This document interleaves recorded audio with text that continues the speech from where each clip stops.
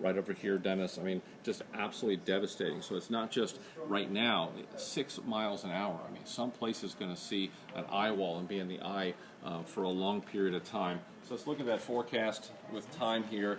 One thing to note, there's lots to note on here, but let's start with the wind field. One thing that's happening is we are noticing that the wind field is expanding. It's getting stronger. The wind field is expanding, which is not a good combination at all. And remember, we've been drawing these circles with time. You know, we're well over 100 miles now. Look at the size of the tropical storm force winds. But look how this expanded too. The actual hurricane force winds are now starting to extend further out from the center. So expanding that wind field. And if you take this forward, you can see how Florida will experience some of these winds with time. And that's what we're trying to focus on, is this cone, not just the center part of this. So what happens? Let's look at the timing here. So we have a major hurricane, 180 miles an hour. This right here, 8 a.m. Monday. This is 8 a.m. Tuesday. Feeling the effects now, still going to feel the effects into Tuesday morning. Absolutely life-threatening, devastating information that we have concerning the Bahamas. Because if you look at this, they're going to experience the rainfall. It could be 15 to 20, up to 30 inches of rain on these islands of the Bahamas. The storm surge, getting the latest values on the storm surge that we have, calculations 18 to 23 feet, and you can have waves on top of that. And the other part, all that water is a leading cause of fatalities in these storms. On top of that, the major hurricane force winds. So absolutely devastating, life-threatening situation in the Bahamas. So very slow movement here. And if you notice, let's move northward. Let's look at the timing. So we already talked about 8 a.m. Tuesday. There's 8 a.m. Wednesday, Thursday, and then into Friday. We're going to be dealing with this storm the entire week as it continues to move north. Here's what we got to talk about. We got some new updates in the watches and warnings. So let's look at this cone. The cone is so important, and we keep doing these interviews. We keep doing information like this, talking about it. It is so important not just to concentrate on this track. We keep seeing a lot of posts about, well, it's offshore. Well, you know, it looks like it's not coming here. We got to pay attention to this cone. This cone includes the coastline of Florida, and if you keep going, the coastline portions of Georgia, South Carolina, and North Carolina as well. That means, you look historically, the last 5 years of our era, this center could be anywhere in that cone. Okay, so solutions include our current track, maybe to the right, but we keep nudging a little bit to the left with each advisory. That also includes the center that could make the landfall and move up the coast.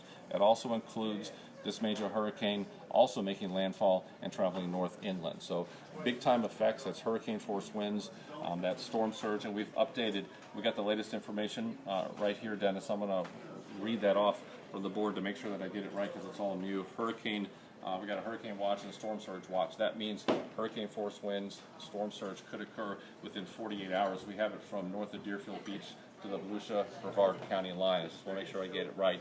And also, you can look at this around Lake Okeechobee as well. And we got the watch, tropical storm watch as well for Lake Okeechobee. So that's an update on the watches and warnings. So we got to be prepared. I mean, the center could still go right up the coast, could be inland a little bit, and we do have some brand new information. This is the storm surge stuff that just came out. We made a graphic to kind of look at that. You know, we have that watch out that some of these water start coming up in 48 hours. So this is West Palm Beach down here, Dennis, and if you go northward up to Titusville, some of these areas, not every area gets it, right? Not every place will get it, but in this watch area, we could see 4 to 7 foot of storm surge in some of these areas. And historically speaking, 50% of the fatalities in tropical systems comes from the storm surge. So we got to be careful. We got to be watching these values and take steps to listen to the local officials. We're working very close with them to give them maps like this, to give them that information, and working with them, and they'll be letting you know what the safest thing to do. So listen to those local officials.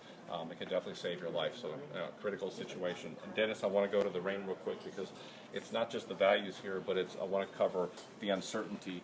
So you look, a lot of the information that I'm seeing that people are talking about, there's the coast of Florida. People are saying, well, most of the rain's offshore, but be careful with that. Watch this. So if we move the track a little to the left, these lines, they move with it. Most of the rain occurs right along that track and just to the right. So if we move that track a little bit, those large values, 6 to 10 inches, also move with it, and that could be dangerous. There's the Bahamas. We're talking about that slow movement, even slowing down to 1 mile an hour for a period of time. It's awful. 15 to 20 plus inches of rain, and even 30 inches in some of those areas. So, Dennis, that's the latest information that I have, looking around at the graphics to make sure I covered it all. Let's go talk to Eric real quick.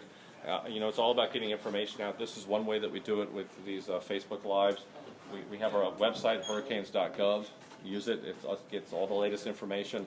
And the other thing that's really changed over time, I mean, just the last 4 or 5 years, it's social media. So, Eric, you're our guru with the social media. I mean, how has that impacted our ability to get information out?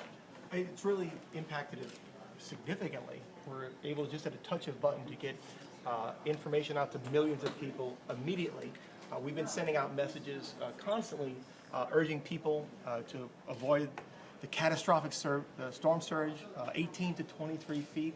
This is an extremely life-threatening situation, and we're trying to emphasize the message as we can on social media.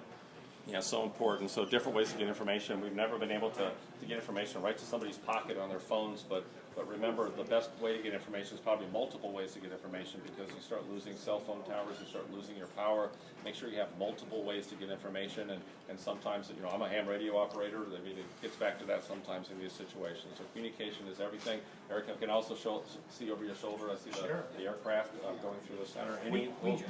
We just got the latest radar showing very deep. This is a very strong, intense hurricane, and NOAA is flying through there and finding that the pressure keeps falling. So the data we get from the hurricane hunters, both the Air Force hurricane hunters, and we got the P3 NOAA hurricane hunters out there, the men and women in those planes risking their lives to get us the information that we need to keep you posted on this forecast. I think it's the latest information. You can already tell, you can feel it. It's an evolving situation here. We need you to be safe out there.